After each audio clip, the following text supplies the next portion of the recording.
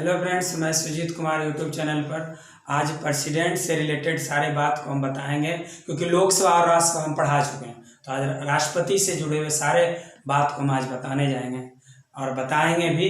और इससे पहले हम कहना चाहता है कि मेरे चैनल को लाइक, सब्सक्राइब और अधिक से अधिक शेयर करें, यही उम्मीद है आप लोग से। और इससे पहले कहना चाहता हूँ कि कल्पना की शक्ति हमें अनंत बनाती है। कल्पना की शक्ति हमें अनंत बनाती है, इसलिए कल्पना भी जरूरी है। देखिए, अब हम राष्ट्रपति पढ़ाने जा रहे हैं।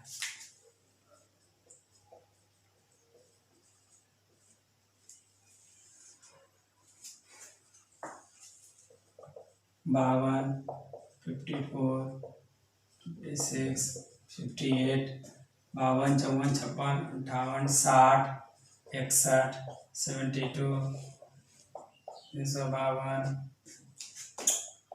356, 360। ये सारे आर्टिकल जो है प्रेसिडेंट से रिलेटेड है और ये सारे आर्टिकल इम्पोर्टेंट भी है। अगर आप आर्टिकल जैसे हम से लिखे हुए हैं, अगर इस आर्टिकल पर भी हम चर्चा करते जाएंगे और बताते जाएंगे तो आपका कंप्लीट हो जाएगा। तो देखिए, सबसे पहले हमको ये दिमाग में रखना है कि राष्ट्रपति संविधान के भाग 5 में, किस भाग में है? भाग 5। याद रखिएगा, संविधान के भाग 5 याद रखना है। संविधान के भाग 5 में, किस भाग में है? भाग 5 में। और संविधान के भाग 5 में 52 से 78 संघ कार्यपालिका, संघ कार्यपालिका याद रखिएगा, संघ कार्यपालिका का वर्णन है। संघ कार्यपालिका का वर्णन है। तो देखिए, तो संविधान के भाग 5 में 52 से 78 संघ कार्यपालिका का प्रधान है। और इस संघ कार्यपालिका का जो अंतर्गत आते हैं राष्ट्रपति, प्रधानमंत्री और महान्यायवादी आते हैं। और भारत के संवैधानिक प्रमुख राष्ट्रपति होता है और भारत राज्य का भी प्रमुख कौन होता है? राष्ट्रपति होता है। तो राष्ट्रपति किस आर्टिकल में? 52 में। राष्ट्रपति किस आर्टिकल में है? 52 में। पूछेगा राष्ट्रपति किस आर्टिकल में है? 52 में। अब जब देख लिए राष्ट्रपति 52 में है, तो राष्ट्रपति जब 52 में है तब उसके बाद हमको क्या देखना है? योग्यता देखना है। तो योग्यता किस आर्टिकल में है? 58 में। योग्यता किस आर्टिकल में है? 58 में। अब योग्यता क्या देखना है? उम्र देखना है 35 वर्ष। उम्र कितना होना चाहिए? 35 वर्ष। उम्र कितना होना चाहिए? 35 वर्ष। और लोकसभा की सदस्यता की योग्यता रखता हो, ये दिमाग में रखना है। तो उम्र कितना होना चाहिए? 35 वर्ष। जब योग्यता देख लेंगे तो उसके बाद हम लोग को क्या देखना है? निर्वाचन देखना। तो राष्ट्रपति का निर्वाचन किस आर्टिकल में है? 54 में। राष्ट्रपति का निर्वाचन किस आर्टिकल में है? राष्ट्रपति का निर्वाचन किस आर्टिकल में है? 54 में। किस आर्टिकल में है? 54 में। ये देखना। अब देखना है कि निर्वाचन जो है, निर्वाचन कैसे होता है? तो निर्वाचन याद रखना है, निर्वाचक मंडल के द्वारा या एकल संक्रमणीय पद्धति के द्वारा। निर्वाचक मंडल द्वारा या एकल संक्रमणीय पद्धति के द्वारा होता है। अब ये दिमाग रखना है कि निर्वाचन में शामिल कौन कौन होता है। तो निर्वाचन में शामिल होता है लोकसभा, राज्यसभा, विधानसभा। विधानसभा के निर्वाचित सदस्य ये शामिल होते हैं निर्वाचन में शामिल। तो शामिल कौन कौन हुआ? लोकसभा, राज्यसभा और विधानसभा के निर्वाचित सदस्य शामिल होते हैं। तो पूछेगा कि राष्ट्रपति के निर्वाचन में कौन शामिल होता है? लोकसभा, राज्यसभा और विधानसभा के निर्वाचित सदस्य शामिल होते हैं। अब आता है शामिल जो है, मनोनीत सदस्य शामिल नहीं होते हैं।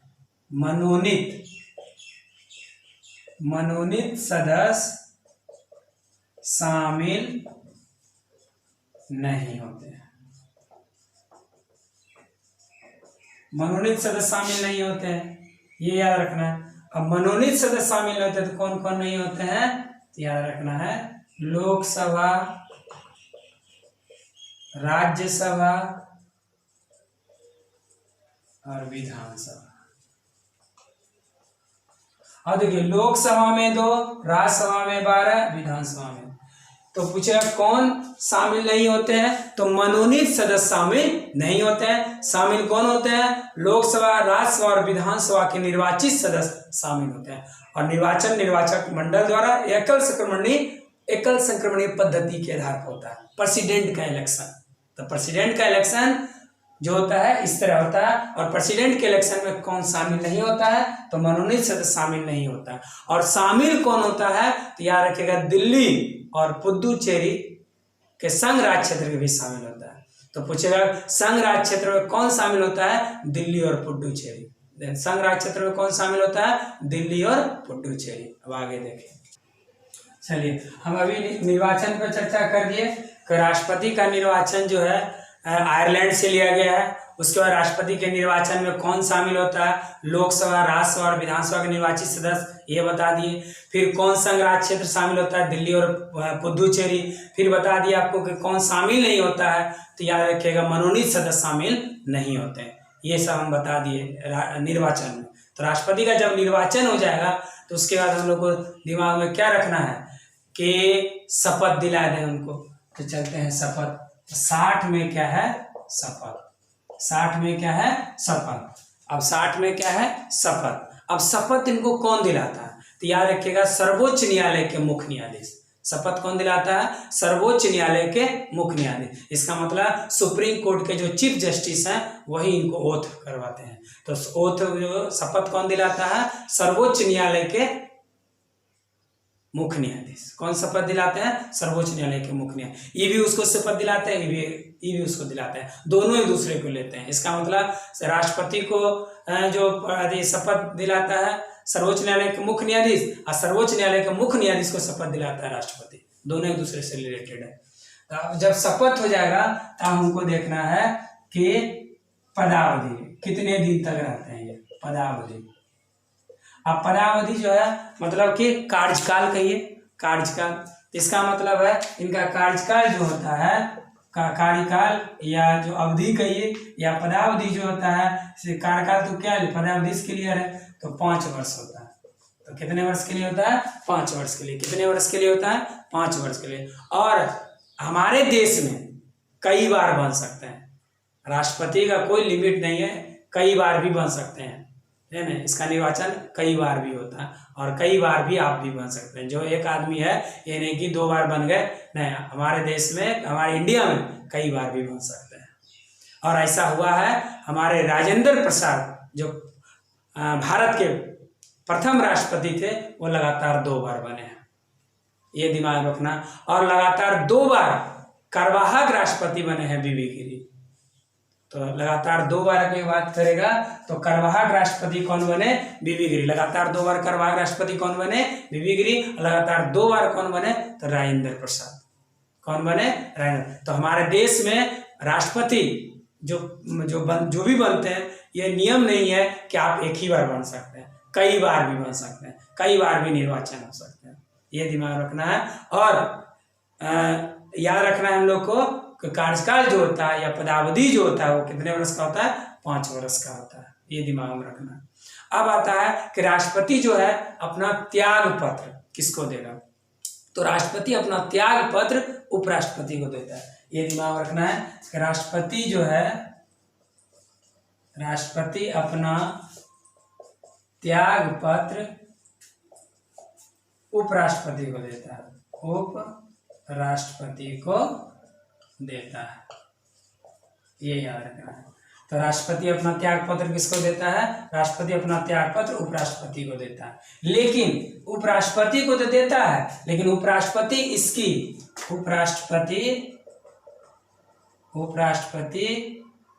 इसकी सूचना, इसकी तत्काल सूचना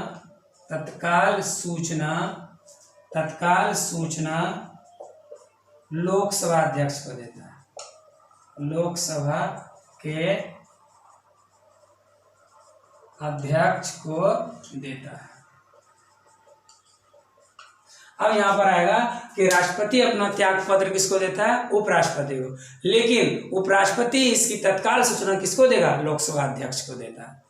है ना। और उसके बाद इन पर महाभियोग लग के भी हो सकता है, आकस्मिक मृत्यु के कारण भी हो सकता है इनका पद खाली, ये दिमाग में रखना है, ठीक है ना। तो आगे देखिए, अब चलिए अब हम आपको बताएं कि राष्ट्रपति का जो पद त्याग होता है, तो हम बता दिए कि राष्ट्रपति अपना जो त्याग पत्र देता है उपराष्ट्रपति को देता है। उसके बाद बताया कि उपराष्ट्रपति इसकी तत्काल स्वयं लोकसभा अध्यक्ष को देता है। उसके बाद अगर वो और भी बहुत सारा कारण है, आकस्मिक मृत्यु हो जाए, खाली हो जाता है, फिर या महाभियोग लग जाता है, ये सब कारण है कि अपना त्याग पत्र या पद खाली। अगर राष्ट्रपति का पद रिक्त रहता है, अगर मान लीजिए राष्ट्रपति का पद रिक्त हो गया, तो 6 माह के अंतर्गत चुनाव होना जरूरी है। अगर राष्ट्रपति का पद खाली है या रिक्त है तो 6 माह के अंतर्गत चुनाव होना चाहिए। राष्ट्रपति का पद रिक्त होने पर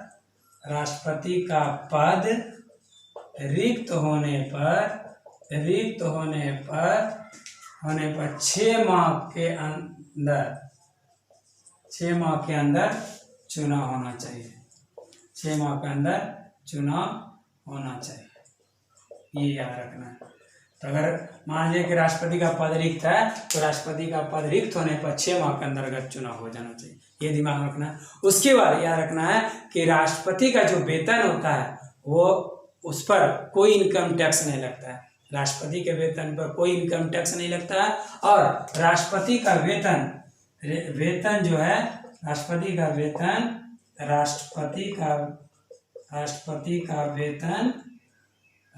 का वेतन संचित निधि से मिलता है। किससे मिलता है? संचित निधि से मिलता है। तो राष्ट्रपति का वेतन किससे मिलता है? संचित निधि। अगर आपसे पूछेगा कि राष्ट्रपति का वेतन किससे मिलता है, तो याद रखिएगा संचित निधि। तो राष्ट्रपति का वेतन किससे मिलता है? संचित निधि से मिलता है। और राष्ट्रपति का वेतन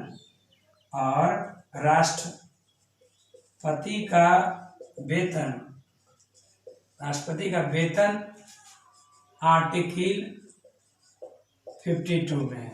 तो पूछेगा राष्ट्रपति का वेतन किस आर्टिकल में है? 52 में। राष्ट्रपति का वेतन किस आर्टिकल में है? 52 में। और राष्ट्रपति का पद रिक्त होने पर कितने माह के अंतर्गत हो जाना चाहिए? 6 माह के अंतर्गत चुनाव हो जाना चाहिए, ये दिमाग रखना। और राष्ट्रपति का वेतन किससे मिलता है? भारत के संचित में। और राष्ट्रपति का वेतन किस आर्टिकल में है?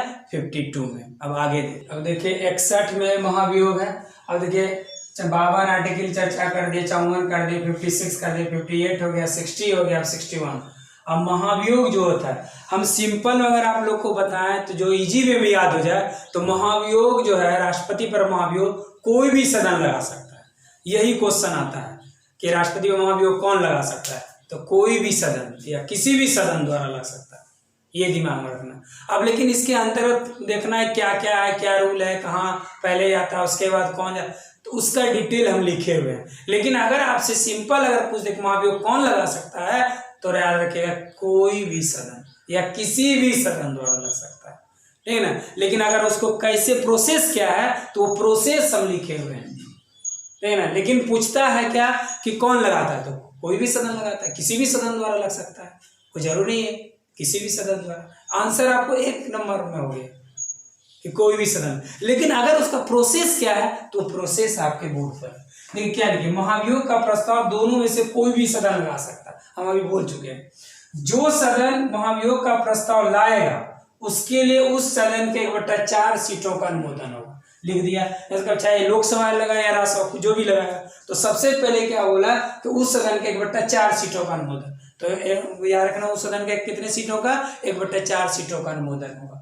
उसके बाद बताया होना जरूरी है, प्रस्ताव पारित करने के तारीख से 14 दिन पहले राष्ट्रपति को सूचित किया जाता है। 14 दिन पहले उनको सूचित किया जाता है कि आपके साथ ये होने वाला है, तो आपको सूचित कर दिया, आप इस पर अमल करें। तो 14 दिन पहले राष्ट्रपति को सूचित किया जाता है। फिर बोला ताकि राष्ट्रपति को अपना पक्ष प्रस्तुत करने को समय मिल सके, ताकि आप भी उस पर कुछ सोच विचार कर सके, तो आपको टाइम दिया गया। उसके बाद जिस सदन से महाभियोग का संकल्प पेश किया जाए, तो उसके 2/3 उपस्थित मतदान करने वाले सदस्यों से पारित होने के बाद दूसरे सदन में जाता है। कि 2/3 उपस्थित मतदान का, फिर वो कहाँ चला जाएगा? दूसरे सदन में, जहां दूसरा सदन लगाए गए आरोप का जांच करता है। और राष्ट्रपति भी स्वयं अपना क्या कर सकता है? पक्ष रख सकता है अपने वकील के द्वारा, क्योंकि लिखा हुआ है अपने वकील के द्वारा अपना पक्ष रख सकता है। यही। उसके बाद वो दूसरे सदन में क्या होता है, 2/3 बहुमत से अगर संकल्प पारित हो गया तो आपको त्याग पत्र देना होगा। तो महाभियोग का ये प्रोसेस है। लेकिन अगर आपको क्वेश्चन जो पूछता है वो पूछता है कि राष्ट्रपति का महाभियोग कौन लगा सकता है, तो याद रखें राष्ट्रपति का महाभियोग कोई भी सदन लगा सकता है, चाहे लोकसभा या किसी भी सदन द्वारा लग सकता है। लेकिन अगर प्रोसेस के थ्रू बोलेगा तो याद रखें जो भी लगाएगा उसका 1/4 सीटों का अनुमोदन, और फिर लास्ट में याद रखेगा कि दूसरे सदन जब जाएगा 2/3 बहुमत या 2/3 संकल्प अधिक बहुमत, ये लिखा हुआ है यहाँ पर, देखिए यहाँ पर 2/3 बहुमत से अगर संकल्प पारित हो जाता है तो आपको त्याग पत्र देना पड़ता है। यही महाभियोग का प्रोसेस है। तो आपको बोर्ड पर है, स्क्रीनशॉट भी इसका ले सकते हैं। आगे देखिए आप यहाँ पर हो गया। अब राष्ट्रपति द्वारा नियुक्त कौन कौन होते हैं। अब राष्ट्रपति किसको नियुक्त करता है, तो सिंपल हम लोग को अगर याद करने की व्यू से बोला जाए तो याद रखना कि जितने भी बड़े बड़े अधिकारी हैं सभी को नियुक्त करता है राष्ट्रपति। बस सिंपल में ये रखना। अगर आप भूल भी गए ऑप्शन के अनुसार पकड़ लेंगे, ये जो जितने भी बड़े बड़े पद पर है सबको नियुक्त कौन करता है, राष्ट्रपति। तो देखिए यहाँ तो प्रधानमंत्री को नियुक्त कौन किया, राष्ट्रपति। प्रधानमंत्री को नियुक्त कौन किया, राष्ट्रपति। राज्यपाल को नियुक्त कौन करता है, राष्ट्रपति। प्रधानमंत्री को नियुक्त कौन करता है, राष्ट्रपति। राज्यपाल को राष्ट्रपति। मंत्रिपरिषद के सदस्य को भी राष्ट्रपति करता है। सर्वोच्च न्यायालय के मुख्य न्यायाधीश को कौन करता है, राष्ट्रपति करता है। उपराष्ट्रपति को नियुक्त कौन करता है, राष्ट्रपति करता है। कैग को नियुक्ति कौन करता है, राष्ट्रपति करता है। उपराष्ट्रपति की नियुक्ति कौन करता है, राष्ट्रपति करता है। उसके बाद देखिए IAS IPS को नियुक्ति कौन करता है, राष्ट्रपति करता है। उसके निर्वाचन आयोग को नियुक्ति कौन करता है, राष्ट्रपति करता है। वित्त आयोग के सदस्य को नियुक्त कौन करता है, राष्ट्रपति करता है। संघ लोकसभा के अध्यक्ष और सदस्य को नियुक्ति कौन करता है, राष्ट्रपति करता है। ये सारे इंपॉर्टेंट एग्जाम के व्यू से पूछता है वो कि इसका नियुक्ति कौन किया। तो प्रधानमंत्री की नियुक्ति हो गया राष्ट्रपति, उपराष्ट्रपति का नियुक्ति राष्ट्रपति हो गया। देखिए यहाँ पर उपराष्ट्रपति, सर्वोच्च न्यायालय के मुख्य न्यायाधीश, कैग हो गया, महान्यायवादी हो गया, IAS IPS हो गया, निर्वाचन आयोग, वित्त आयोग का सदस्य हो गया, संघ लोक सेवा आयोग के अध्यक्ष और सदस्य हो गया। ये सारे की नियुक्ति कौन करता है, राष्ट्रपति करता है। चलिए आगे, चलिए राष्ट्रपति का कार्य में आते हैं और ये राष्ट्रपति का क्या क्या काम है, उसका वर्क क्या है, आखिर राष्ट्रपति क्या क्या उनके अंतर्गत पावर है। तो देखिए तो सबसे पहले राष्ट्रपति की सैनिक शक्ति। राष्ट्रपति जो होता है तीनों सेना का प्रधान होता है। आप पूछेगा, ये क्वेश्चन फेमस है, राष्ट्रपति तीनों सेना का सर्वोच्च सेनापति किस आर्टिकल में पूछा गया क्वेश्चन है।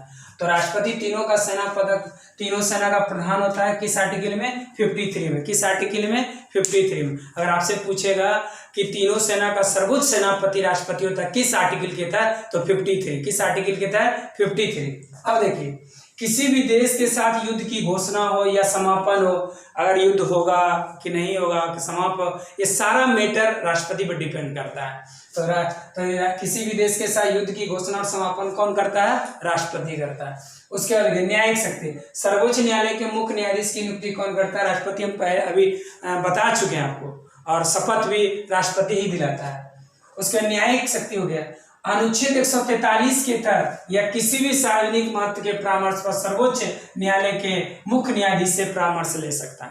इसलिए जब आगे पढ़ाएंगे हम सर्वोच्च न्यायालय, तो परामर्श क्षेत्राधिकार 143, परामर्श क्षेत्राधिकार किस आर्टिकल में है, 143। तो ये याद रखना है, परामर्श क्षेत्राधिकार किस आर्टिकल में है, 143। हम जब सर्वोच्च न्यायालय आपको पढ़ाएंगे तो उसमें चर्चा करेंगे। तो यहाँ भी अगर क्या है कि अनुच्छेद 143 का किसी भी सार्वजनिक महत्व के परामर्श सर्वोच्च न्यायालय के मुख्य न्यायाधीश से परामर्श ले सकता है। तो शॉर्टकट आपको क्या दिमाग रखना है कि परामर्श क्षेत्राधिकार किस आर्टिकल में, 143। परामर्श क्षेत्राधिकार किस आर्टिकल में, 143। अब तीनों सेना का सर्वोच्च सेनापति राष्ट्रपति होता है 53, ये याद रखना। उसके बाद आता है कि एग्जाम्पल, क्षमा माफी करना, दंड में परिवर्तन, दंड में मिले समय को कम करना। अब पूछेगा आपको कि क्षमा माफी करना, तो ये समय को, दंड में से मिले समय कम करना, ये सारे पावर किसको, राष्ट्रपति को। अब यहीं पर अगर हम आपको बता दें कि आर्टिकल 72 में क्षमादान है, क्योंकि यहाँ क्षमा माफी है, तो हम यहाँ पर लिख सकते हैं, यहाँ पर आपको लिख देते हैं कि क्षमादान जो है आर्टिकल 72 में। तो याद रखना है कि किस आर्टिकल में है क्षमादान, तो 72 में। तो क्षमादान किस आर्टिकल में है, 72 में। क्षमादान किस आर्टिकल में है, 72 में, क्योंकि यहाँ पर चर्चा है कि क्षमा माफी करना, दंड में परिवर्तन, दंड में मिले समय को कम करना, ये सारे पावर किसको है, राष्ट्रपति को। अब देखिए राष्ट्रपति का कार्यपालिका शक्ति क्या है। राष्ट्रपति का कार्यपालिका शक्ति देखिए, 44वां संविधान संशोधन 1978 के तहत यह प्रावधान हुआ कि राष्ट्रपति मंत्रिपरिषद के सलाह पर एक बार पुनर्प्रचार के लिए भेज सकता है। तो 44वां संविधान संशोधन 1978 में यह प्रावधान हुआ कि राष्ट्रपति मंत्रिपरिषद के सलाह पर एक बार पुनर्विचार के लिए भेज सकता है, ये दिमाग में रखना है। उसके विधायिका शक्ति में संसद के सत्र को बुलाना, समापन करना किसका अधिकार है? राष्ट्रपति। सेशन को बुलाना, उसको इंड करना, उसे ये सब किसका काम है? राष्ट्रपति का। उसके बाद लोकसभा भंग, हम बता चुके हैं कि लोकसभा भंग जो है प्रधानमंत्री के सलाह पर राष्ट्रपति करता है। लोकसभा भंग कौन करता है? प्रधानमंत्री के सलाह पर राष्ट्रपति करता है। किस आर्टिकल में? 85 में। किस आर्टिकल में? 85 में। तो लोकसभा भंग करने का अधिकार भी राष्ट्रपति, लेकिन प्रधानमंत्री के सलाह पर 85 में, आर्टिकल 85। उसका संयुक्त अधिवेशन को बुलाता कौन है? राष्ट्रपति। भले ही अध्यक्षता करता है लोकसभा अध्यक्ष, लेकिन बुलाता कौन है? राष्ट्रपति। बुलाता कौन है? राष्ट्रपति। संयुक्त अधिवेशन को बुलाता कौन है? राष्ट्रपति। आर्टिकल 108 108 किस आर्टिकल में? 108 किस आर्टिकल में? 108 में। उसके बाद देखिए, राष्ट्रपति का अभिभाषण केंद्रीय मंत्रिमंडल के सदस्य इसमें सरकार के आगे की कार्रवाई और गतिविधियों पर ब्यौरा देता है। तो राष्ट्रपति का अभिभाषण अगर पूछेगा किस आर्टिकल में है, तो यहाँ पर हम लिख देते हैं राष्ट्रपति का अभिभाषण 87 में। किस आर्टिकल में? 87। राष्ट्रपति का अभिभाषण किस आर्टिकल में? 87 में। राष्ट्रपति का अभिभाषण किस आर्टिकल में? 87 में। तो अब आगे देखिए राष्ट्रपति का अध्यादेश। अब देखिए यहाँ पर राष्ट्रपति का अध्यादेश जो है आर्टिकल 123 में है। राष्ट्रपति का अध्यादेश किस आर्टिकल में है? 123। राष्ट्रपति का अध्यादेश किस आर्टिकल में? 123 में। अब यहाँ पर अध्यादेश है क्या? तो अध्यादेश जो होता है, जब संसद का सत्र नहीं चल रहा तब राष्ट्रपति अध्यादेश जारी करता है, और यह मंत्रिपरिषद के सलाह से राष्ट्रपति करता है। तो राष्ट्रपति जो है मंत्रिपरिषद के सलाह पर करता है अध्यादेश जारी। अध्यादेश कब जारी होगा? जब संसद का सत्र नहीं चल रहा हो तब अध्यादेश जारी होता है। और अध्यादेश जो है कितने दिन प्रभाव रहता है? 6 सप्ताह। हाँ, कहीं कहीं आपको ज्यादातर जो सही है 6 सप्ताह ही है, 42 दिन तक प्रभाव रहता है। याद रखिएगा, अध्यादेश कितने दिन तक प्रभाव रहता है? 6 सप्ताह। अब आता है कि इससे रिलेटेड जो है राष्ट्रपति से रिलेटेड मुख्य बात क्या है, तो याद रखना है कि राजेंद्र प्रसाद जो प्रथम राष्ट्रपति जो लगातार 2 बार रहे। उसके बाद निर्विरोध राष्ट्रपति चुने नीलम संजीवा रेड्डी। फिर एकमात्र मुख्य न्यायाधीश मोहम्मद हिदायतुल्लाह। एकमात्र मुख्य न्यायाधीश कौन थे? मोहम्मद हिदायतुल्लाह। फिर पूछेगा एकमात्र महिला राष्ट्रपति प्रतिभा सिंह पाटिल। एकमात्र महिला राष्ट्रपति कौन थे? प्रतिभा सिंह पाटिल। उसके पहला मुस्लिम राष्ट्रपति कौन थे? डॉक्टर जाकिर हुसैन। पहला मुस्लिम राष्ट्रपति कौन थे? डॉक्टर जाकिर हुसैन। फिर याद रखना कार्यकाल के दौरान मरने वाला राष्ट्रपति कौन थे? डॉक्टर जाकिर हुसैन। तो कार्यकाल के दौरान मरने वाला जाकिर हुसैन। पहला मुस्लिम राष्ट्रपति कौन थे? जाकिर हुसैन, ठीक है ना। एकमात्र महिला राष्ट्रपति प्रतिभा सिंह पाटिल। मुख्य न्यायाधीश मोहम्मद हिदायतुल्लाह।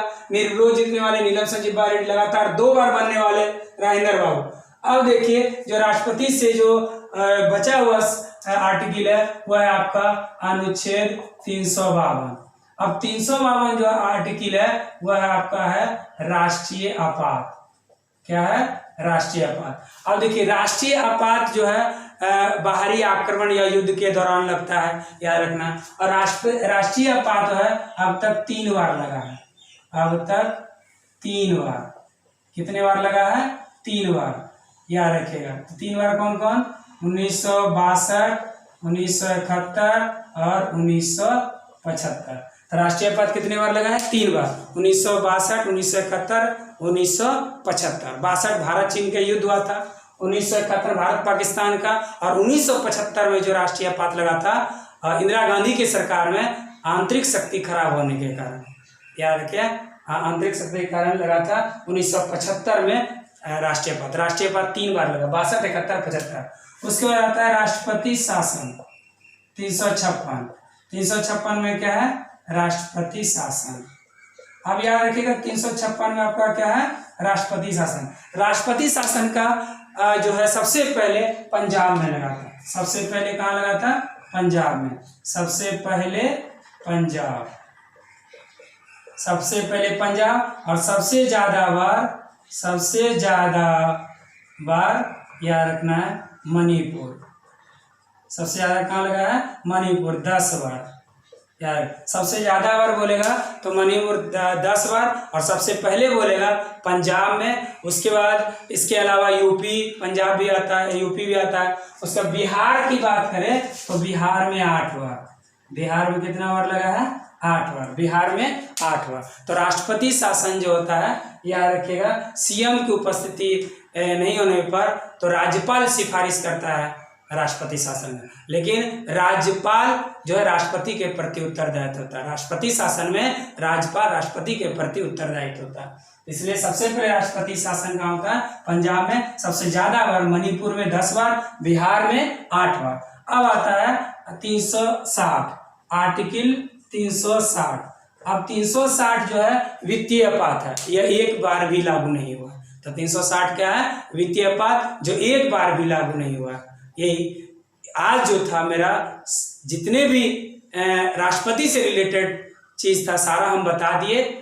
अब नेक्स्ट वीडियो हम फिर लेकर आएंगे पॉलिटी से रिलेटेड, और हमारे चैनल को लाइक, शेयर और सब्सक्राइब करना ना भूलें, जरूर करें और अधिक से अधिक शेयर करें। थैंक्स। नेक्स्ट